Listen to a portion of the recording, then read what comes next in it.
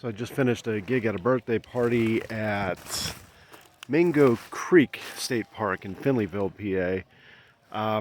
This puts me pretty close to the Monongahela River. So there's some places that we're going to check out today, fishing for carps and cat. My name's Jake Workmeister, and I love fishing.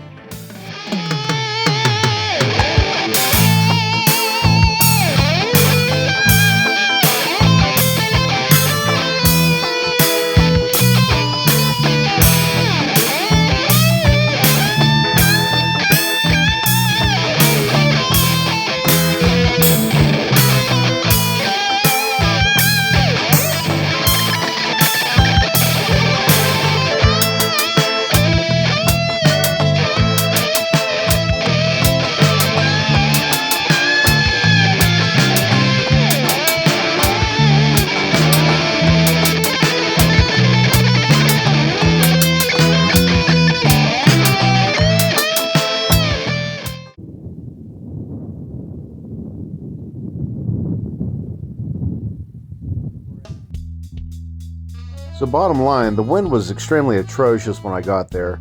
So bad that, well, you really can't hear a word that I'm saying right now. So we're just going to cut the volume out for a minute and we'll just focus on all the cool parts. We're fishing at a very awesome spot in the city of Monongahela. The name of it, well, I can't really say it because I fear that YouTube might give me a strike. So we're just going to show a picture of it on Google Maps.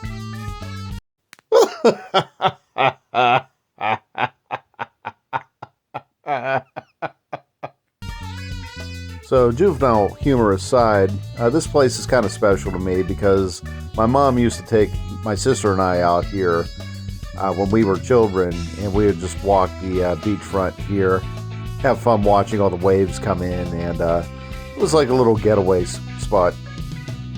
As the word Aquatorium suggests, this is basically an auditorium over the water. Starting Memorial Day, they'll have a summer concert series that goes all the way until Labor Day. As a matter of fact, I've gigged out here a few times. Generally speaking, the Monongahela River is a little bit trickier to fish than either the Allegheny and Ohio's. There's still a fair amount of industry happening up and down the river.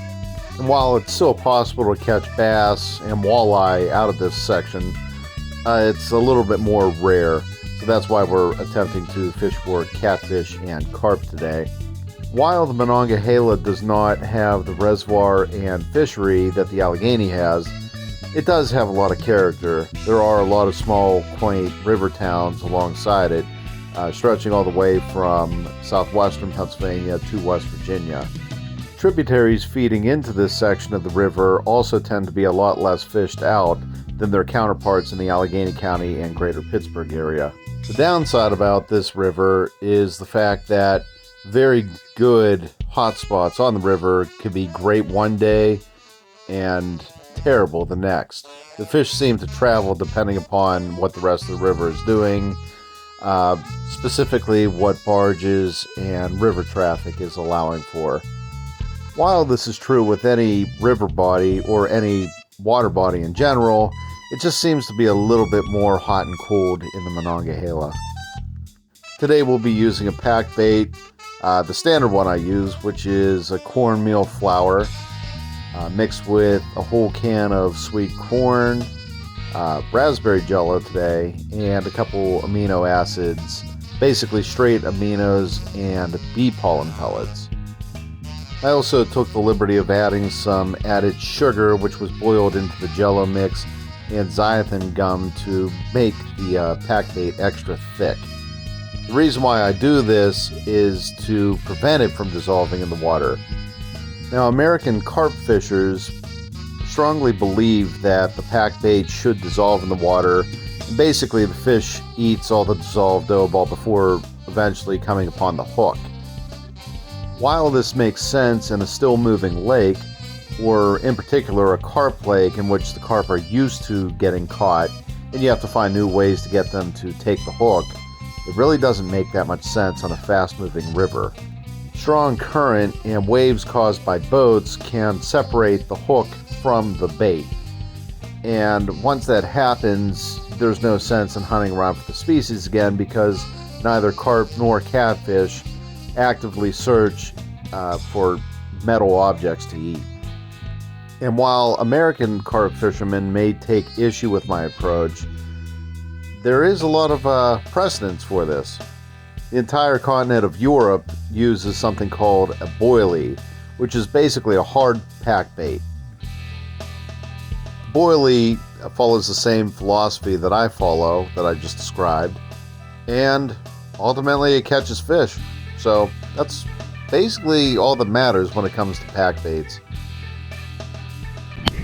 By the way, this is the maiden voyage of Camera Box 2.0. It's all covered in foil and protecting the camera inside, keeping it cool. Finally got an external mic on there too, so we'll see how it reacts. Got a new camera app too. I'll post that there because the name of it's slipping my mind right now, but it actually gives me the levels of the microphone, which is nice. So we'll see how that works out. So the wind kept everything cool and comfortable, and the sun was going down as it was becoming evening. The bite was pretty lame up to this point. The good news was that my camera app allowed me to brighten up the exposure, which compensates for darker conditions. The bad news was I saw the bane of every shore fisherman's existence, the boat. And don't get me wrong, the boat is an awesome tool and can take you to spots that you couldn't even dream of from shore. But with the boat comes the ultimate nemesis, waves. And the problem is compiled when boats are following each other in a line. So three are going to compile on top of each other. That's why the Carolina rig is kind of useful in these circumstances.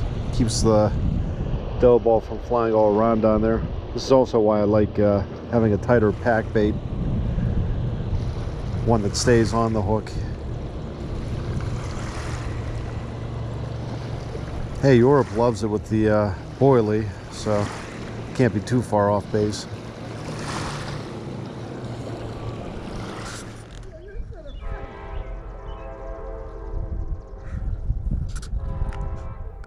And then a car pulled right up to me. The driver came out and said, "Hey, I got a present for you." So I was somewhat confused and curious. Took a look to see what was going on. As it turns out, him and his passenger brought a snapping turtle in their trunk that they found on the road. Apparently it climbed up there from the river valley and was drying out, so they noticed it was dying, grabbed it, and brought it back down so it could get rehydrated. Oh, no. I'm on this lane, right.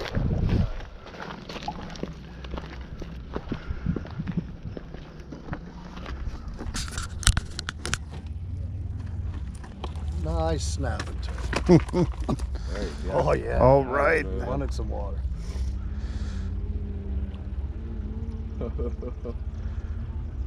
Refreshed. Yeah, he's probably on that ground all day in the sun, baking. Wonder if he came up whenever we got all that rain. Yeah, that's right. It might have. All right, Josh. Oh, you did our humanitarian hunters. Let's leave that here. Let's biodegradable. They say Circle back around. if you let it go and it comes back, it was meant to be, right? Where? Where's that? He circled right back around. His head was sticking up here. Circle back, Saki. Yeah. Had a same issue with the catfish a couple days ago. Just a little channel. Swallowed 2 minnow. Got hooked. Then got tangled up in my braid. Then just stayed there. I saw a hit, then nothing. So I went to reach for it. I'm like, there's a fish on here. Got him to shore. He got untangled, started fighting me, pulled him right out. I let him go. He ran right off. Saw my minnow trap that was just laying there. All the minnow are flipping out because they see his catfish. They're jumping around. He comes right back around. Boom! hits it right with his head. Oh, that ain't gonna work. Swims back off. And yeah, so it will be a long time before I let Dummy here live that one down. Look at him. He's so dumb. On the opposite end of the fish intelligence IQ meter, I was about to run into a real whippersnapper.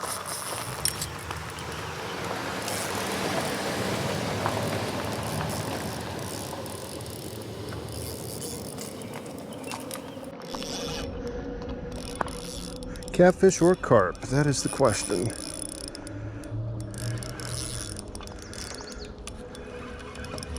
You bit that kind of hard. I'm guessing a channel. Well, we'll see.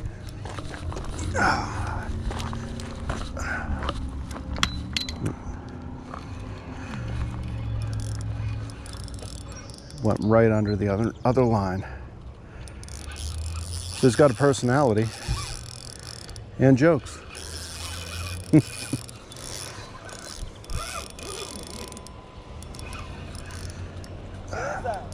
Catfish or a carp? Haven't spotted it yet.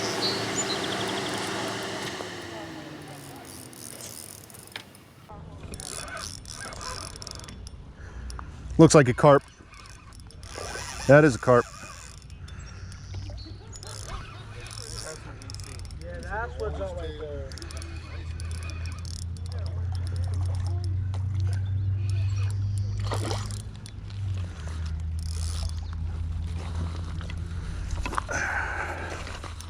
Got jokes trying to tangle up my other lines. There we are.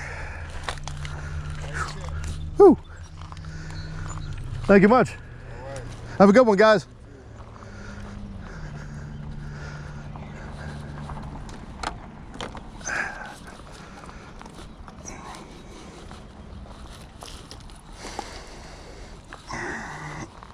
Okay.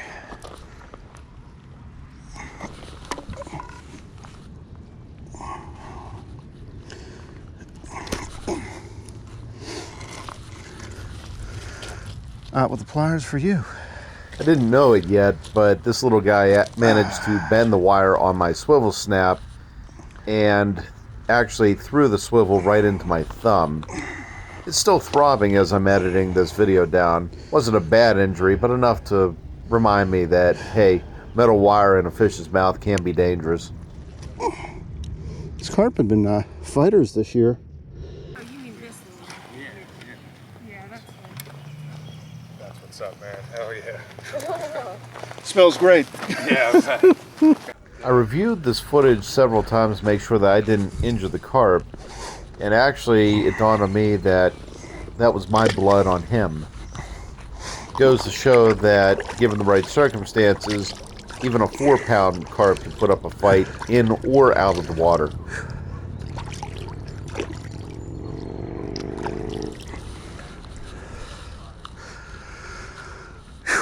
That was a bit of work.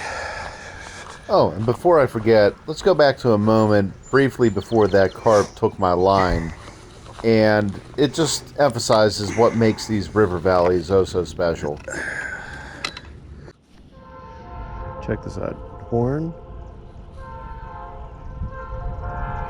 Horn. Echo.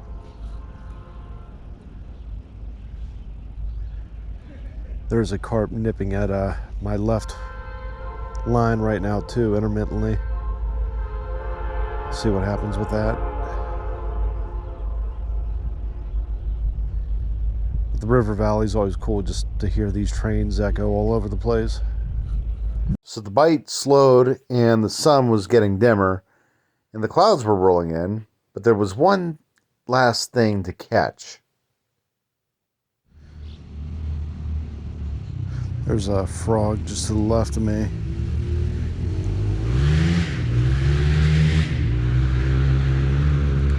No, that would be a hog. There's the frog. Let's see if we can track him down.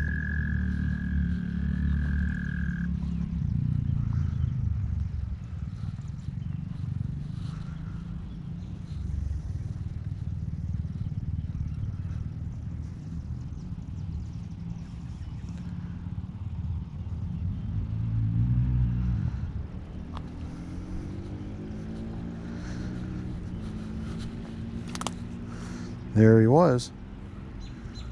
That's where he's hiding. Yep, there he goes. Underneath the rocks. There he is.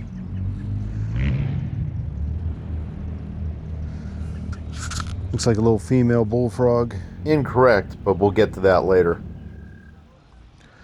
Got our frog buddy back over there. Let's see if we can sneak up on him again.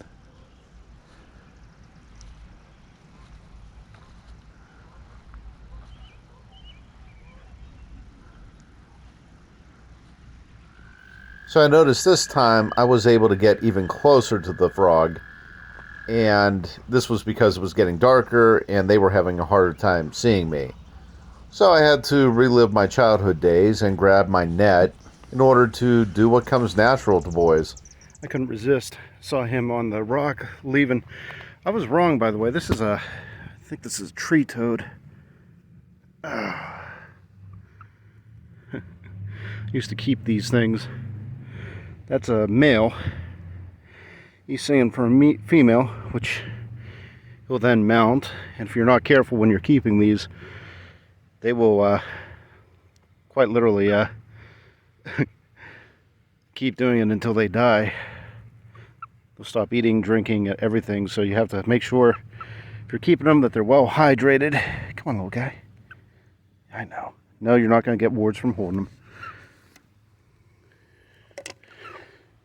Cute little things, though. That's a little distress call.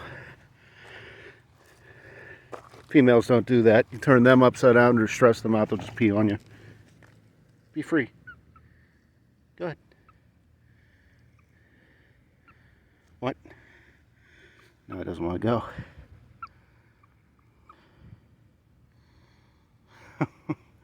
Unexpected little bonus video. The wrong orientation, but we'll make do.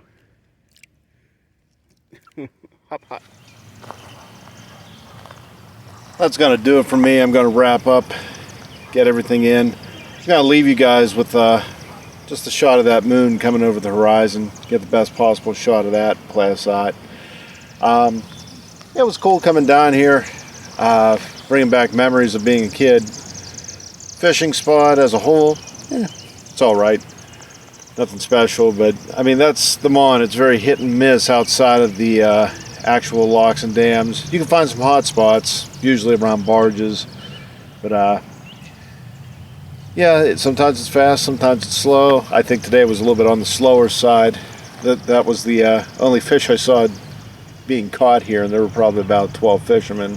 So it is what it is. So until next time, keep on fishing.